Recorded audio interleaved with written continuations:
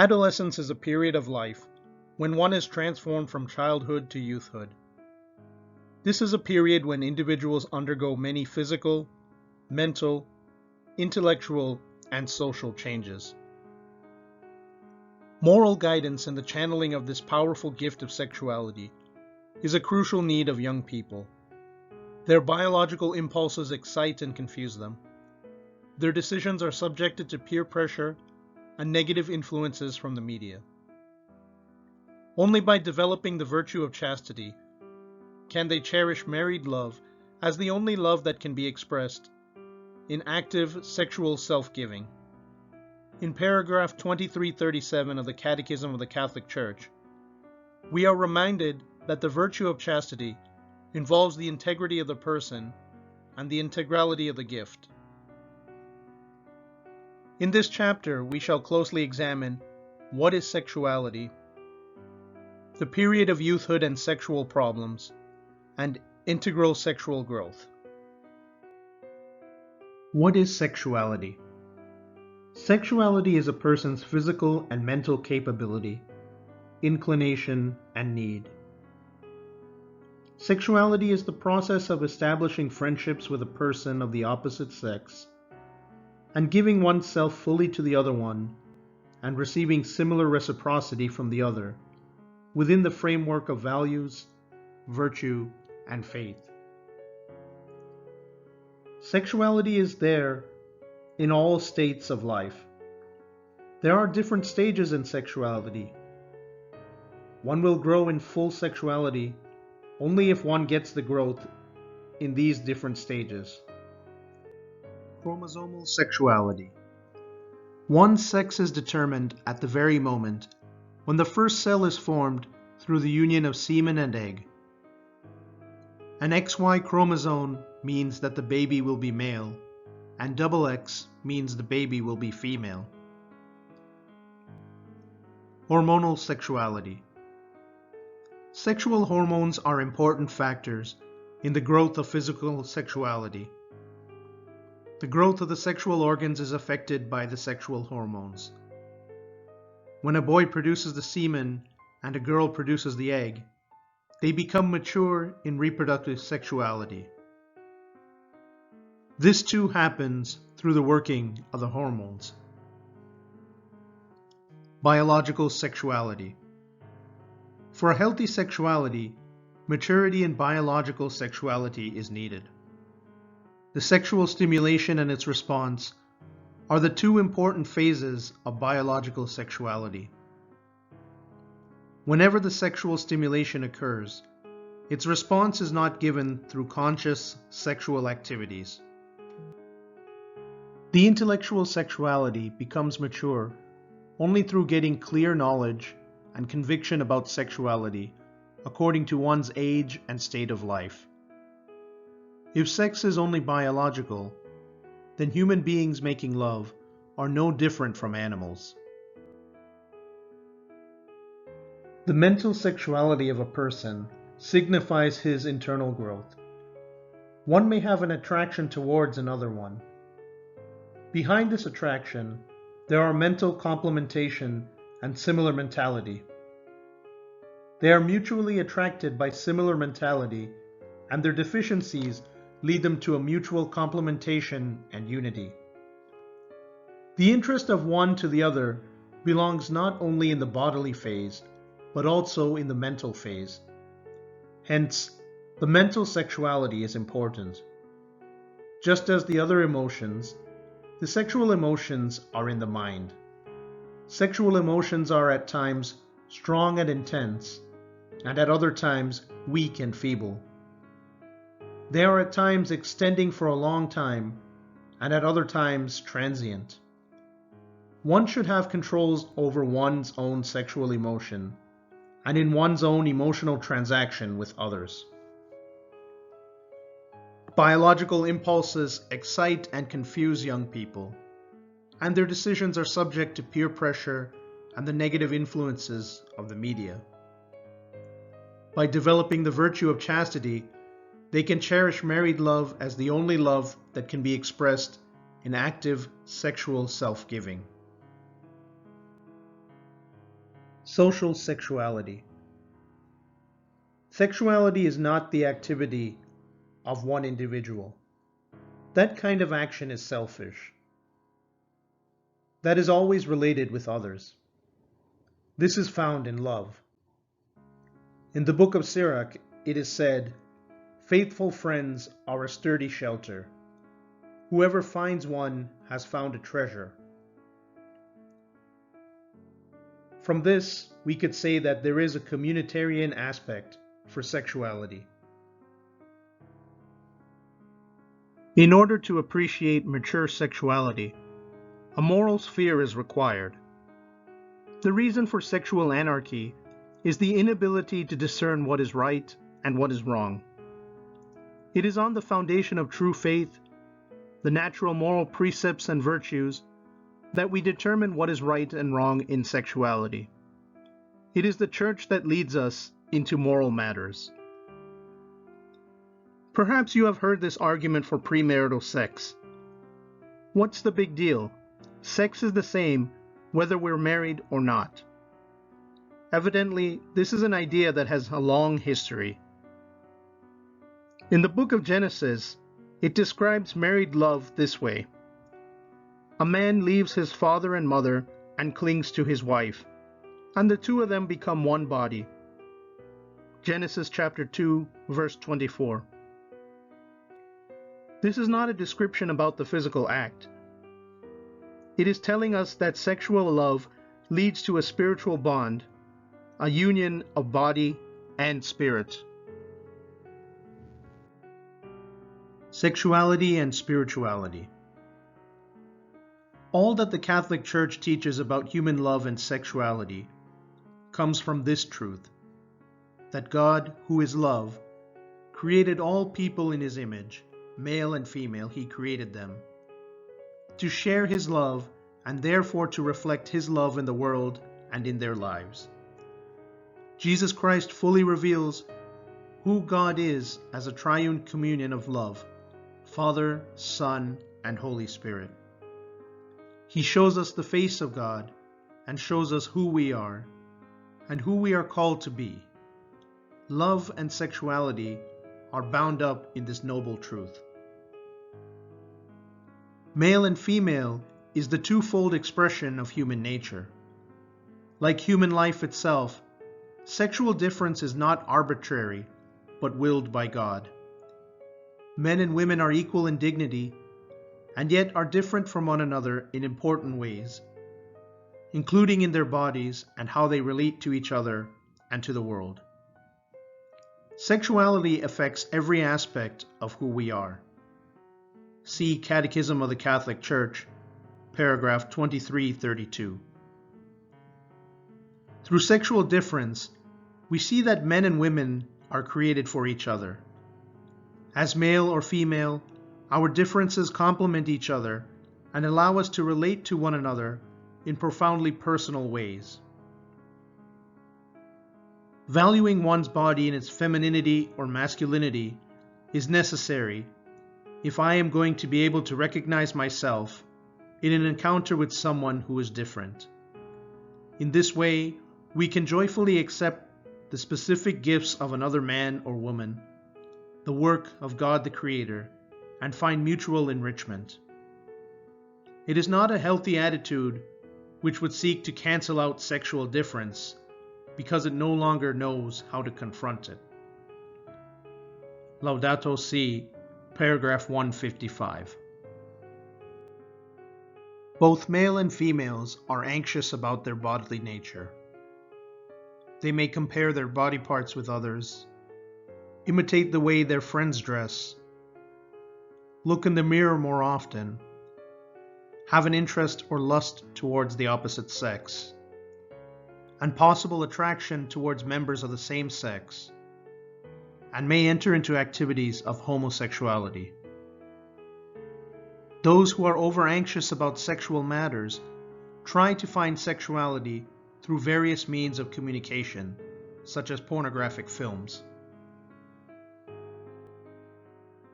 Some males and females consider sexuality as sexual intercourse. Adolescents may compress sexuality to this level of daydreaming, which awakens unhealthy sexuality and stimulates wrong desires within them. We are able to avoid these only through spiritual virtues like self-restriction, good friends, good reading, good actions, reading the Bible, receiving the sacraments, fasting, and abstinence. It is possible that people can have sex but know very little about each other. These are people who have not learned the difference between love and lust.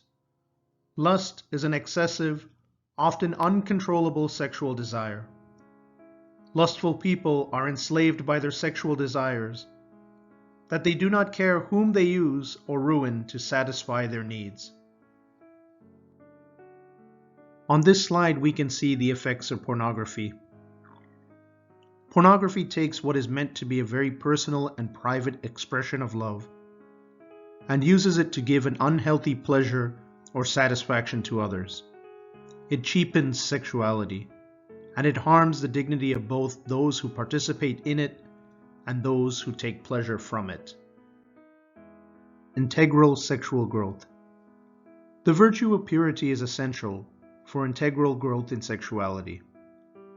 It helps us to have God's view of ourselves, helps us to have a true love of others as Jesus taught, and it helps us to look at the human body as a temple of the Holy Spirit. This requires strength and self-control to choose not to engage in sexual activity until the time is right. And this is what is meant by abstinence. As Pope St. John Paul II reminds us, genuine love is demanding, but its beauty lies precisely in the demands it makes. Only those able to make demands on themselves in the name of love can then demand love from others. Sexual emotion should not be suppressed, for suppressed sexuality never departs from us. That will come out from the subconscious mind, and over the course of time will create sexual problems. The individuals who suppress sexuality will be disappointed, always angry, ones who fear friendship, introverted, and ones who find fault with others. It is through self-control that they should accept the feeling of virtues and should be obedient to the solution of the problem in a free and conscious manner. Sexuality is not always an activity of the body. We should understand that sexuality has a measure beyond the body, a mental, loving, communitarian, and spiritual measure. Sexuality is founded in friendship. If one has various kinds of friendships, they will be able to grow in sexuality. First of all, one should have friendship with God. We will be able to maintain this friendship with God through prayer, adoration, self-oblation, and self-abandonment. Secondly, we should have friendship with our parents and siblings. Third, we should foster friendship with people of the same sex. And fourth, with people of the opposite sex. However, this should be done with discretion and prudence. There needs to be a deep spirituality and emotional maturity here for this friendship to occur. A good friendship is one of the most precious gifts of life, as friendship teaches us about love, because it helps us to overcome self-centeredness and shows us the joy that we can find in seeking the happiness of someone else. And this is what should be happening when people begin to date. Dating ought to allow for people who claim to care for each other to get to know each other better.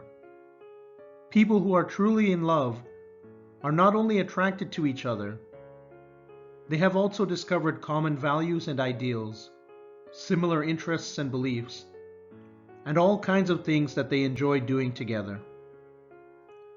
Dating should be a time for learning about and growing in friendship. Perhaps the biggest difficulty facing adolescents today, in terms of sexual problems, is the use of pornography. We all struggle to love well and chastely. Living our vocation to love brings the daily challenge of recognizing the beauty of each person we encounter. Today, more than ever, maintaining a pure heart is difficult for everyone. We are bombarded with sexualized images all the time, and pornography is only a click away. Many people struggle with pornography use. Often, they are longing to be loved, to experience joy, or to find relief from the difficulties of life. But what is being presented as liberating, euphoric, and fulfilling ends up creating frustration, emptiness, and shame. Pornography and the masturbation that usually accompanies it can become addictive behaviors. Using pornography impacts the whole person, body, and soul, and thus healing is needed for the mind, the emotions, one's relationships, and the spiritual dimensions of the person.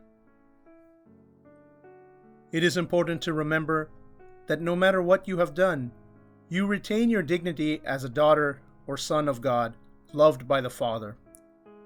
What sin has disintegrated, grace can reunite and make whole. Thanks be to God for these great gifts of mercy and healing. In order to change any behavior or attitude, one must take full responsibility for doing something about it. Many people have the desire to change, but are not entirely willing to do so. It is often more comfortable to allow a problem to continue than to exercise a solution. The first step towards healing, then, is a sincere willingness to take the steps that are needed, even if they are uncomfortable. Relational healing takes place in many ways, but being accountable to others is one of the best starting points. Accountability involves humbly giving oneself over to the guidance of others who have more experience and have reached a deeper level of freedom from pornography. A counselor, spiritual director, or mentor can also play an important role by offering feedback and insight to help a person engage in healthy relationships and recognize their relational deficits, such as insecurity, approval seeking, need for control, self-pity, etc. These need to be healed because they make a person vulnerable to pornography use. True intimacy with others, as opposed to the illusory intimacy promised by pornography, allows a person to share their life, emotions, and joys with another person. This is the kind of communion we were all made for. Using pornography has profound effects on a person's spiritual life and damages their relationship with God. Someone caught in the cycle of habitual pornography use often feels distant from God and even unforgivable.